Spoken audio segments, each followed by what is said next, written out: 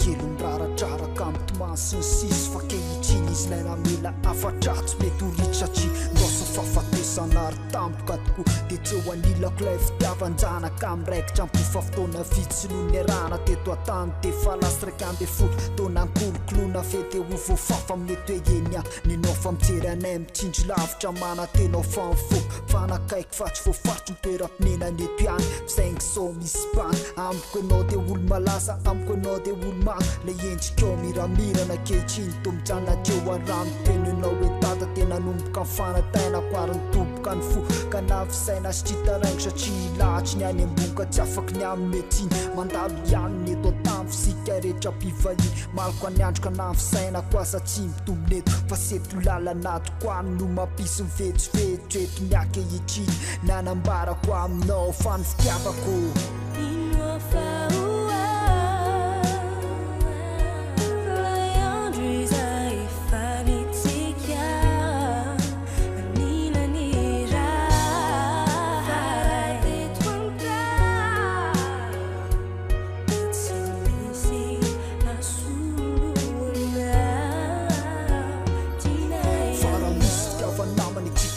be indriny tanteraka tokony fanina fa ny fitidzay iafindra mirindra ho amin'ny fiaramonina nefenao manay no resy faratapona masoany dia fahoriana misesisesy rehefa hino manorerika iantsonao mba hiaraka amiko amin'ny fiainana manko manginy irery ao kaly tsy tantoko marina mitsy fa misy akama hiara-dy mandrakizay ampisaina ny iray ka toatonona fa amilay fa ny ferahantsika mitomaraina toandro dia ariva ka natsoavo azy tsoiva nefa kotsy mba adiva ny hafanany ny fitiavantsika no mameno ny fiainatsika zandroko raha teo koy anao ka tsao velako ipitrapitra zandro isa mono mety asaraka atsika raha eto amin'ity tany ty enao tsy avelako ipitrapitra amin'ity tany ty satria fijerinao dia lay fitikinao mameno ny fiainako akehitriny sa